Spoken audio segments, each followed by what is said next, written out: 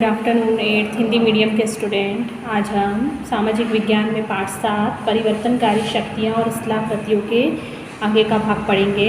इसके पहले हमने नदी तंत्र के बारे में पढ़ा था कि नदियाँ के 3 भाग होते हैं। एक होता है ऊपरी भाग, दूसरा मध्य और तीसरा निचला भाग। फिर हमने नदियों की 3 अवस्थाएँ देखी थी। कौन सी? युवावस्था, प्रौढ़ावस्था, वृद्धावस्था। इसके बाद हमने नदी के कार्य क्षेत्र पढ़ना शुरू किए थे। उसमें हमने अपर्दन और परिवहन निक्षेपण का भाग पढ़ा था। आज हम पढ़ेंगे कि नदी अपना निक्षेपण जो कार्य होता है वो मैदानी भाग और निचले भाग में संपन्न करती है। और किसका निर्माण करती है? जलोढ़, पंख का, गोखुर, झील का और तटबंध या डेल्टा की रचना करती है। तो सबसे पहला जो पॉइंट है वो है जलोढ़ पंख, जिसे हम शंकु भी कहते हैं।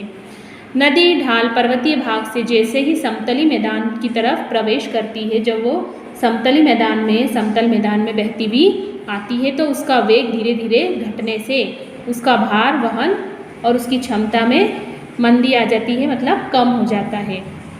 इससे भारी पदार्थ पर्वत या पर्वतीय या पदीय भागों में अर्धवृत्ताकार पंख के रूप में जमा होते जाते हैं।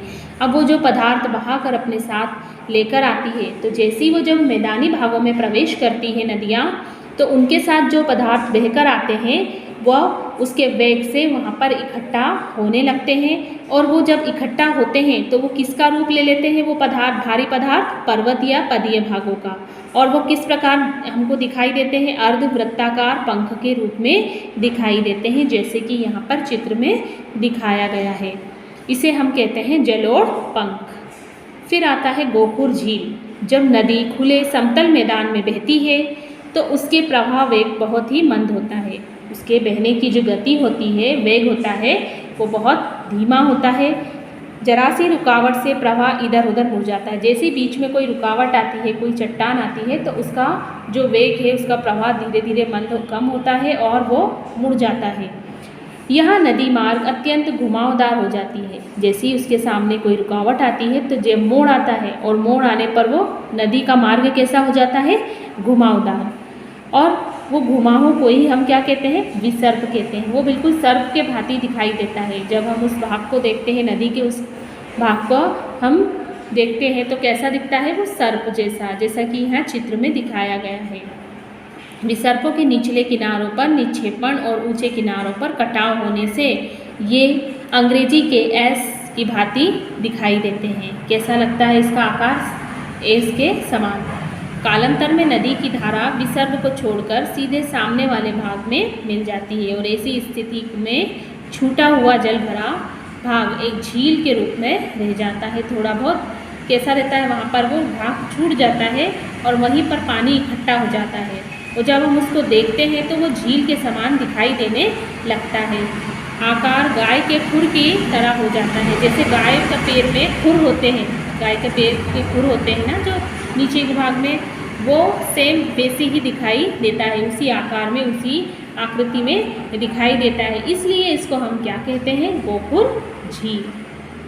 समझ में आया आप लोगों के कि किस प्रकार से गोखुर झील का निर्माण होता है। तीसरा पॉइंट हम पढ़ेंगे तट बंध या बाढ़ का मैदान। अब मैदानी भाग में नदी के दोनों किनारों पर बने लंबे टीलों को प्राकृतिक तट बंध कहते हैं। जैसे ही नदियाँ मैदानी भाग में प्रवेश करती हैं तो अपने दोनों किनारों पर वो जो पदार्थ है वो इकट्ठे होते जाते हैं और वो टीले की भांति हो जाते हैं। कई बार नदी बाढ़ आने पर जल तटबंधों के ऊपर निकलकर दूर दूर तक भी फैल जाती है। ये सब कब होता है? जब बाढ़ आती है। यह ठहरा हुआ जल अपने साथ लाए महीन कण विस्तृत भाग में जमा कर देते हैं। छोटे छोटे कण वहाँ पर जमा हो जाता है, उनका फैलाव हो जाता है। और जब बाढ़ का पानी उतर जाता है तब मिट्टी की परत चारों ओर जमा हो जाती है। जैसे जैसे पानी उतरता है मिट्टी की परत दिखाई देने लगती है। इसको कहते हैं बाढ़ का मैदान। वो मिट्टी कैसी होती है? वहाँ पर दलदली मिट्टी होती है, क्योंकि वो पानी और साथ में उसमें बहुत सारे पदार्थ भी मौजूद होते हैं।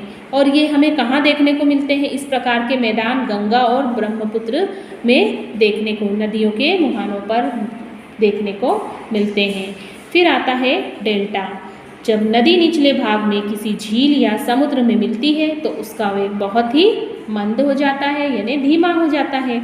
और जैसे जैसे जल प्रवाह रुक सा गया हो, ऐसी अवस्था में नदी अपना समस्त जो महीन कणों वाले पदार्थ हैं जो वो अपने साथ बहाकर लाती है,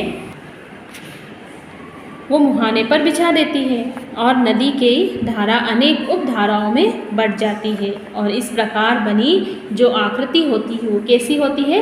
त्रिभुजाकार, त्रिभुज के आकार की आकृति होती है। और यही त्रिभुज के आकार की आकृति जो बनती है उसे ही हम डेल्टा कहते हैं। डेल्टा कई आकार वाले हो सकते हैं। ये पंखाकार भी होते हैं, पंजाकार भी होते हैं, चंपाकार भी होते हैं। ये भी हमें कहाँ मिलते हैं? गंगा ब्रह्मपुत्र डेल्टा, इन्हें गंगा ब्रह्मपुत्र नदी में, नील नदी का डेल्टा, मिसिसिपी का डेल्टा, ये सब कैसे हैं? विश्व विख्यात है, विश्व में प्रसिद्ध है। अब आता है एस्चुरी यानी ज्वार नदमुख। समुद्र में गिरने वाली कुछ नदियाँ अपने मुहाने पर डेल्टा नहीं बनाती और ऐसी नदियों का मुहाना समुद्र की ओर कुछ चौड़ा होता है। ऐसे मुहाने पर ज्वार भाटा होता है। समुद्र में ऊंची ऊंची लहरें उठने लगती हैं और धाराएं यहाँ के सारे अवसादों को, जितनी भी उसके पदार्थ है, उसमें गहरे समुद्र में बहाकर ले जाती हैं।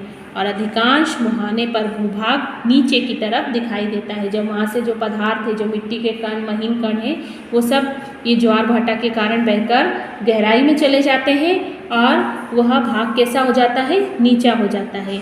तो ऐसी ही स्थलाकृति को क्या कहते हैं हम?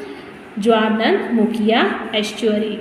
भारत की नर्मदा नदी और ताप्ती नदी में ये मुहाने बनते हैं। कौन सी दो नदियों के नाम लिए गए हैं यहाँ पर? एक तो गंगा नर्मदा नदी और ताप्ती नदी। अब आता है हिमानी के कार्य।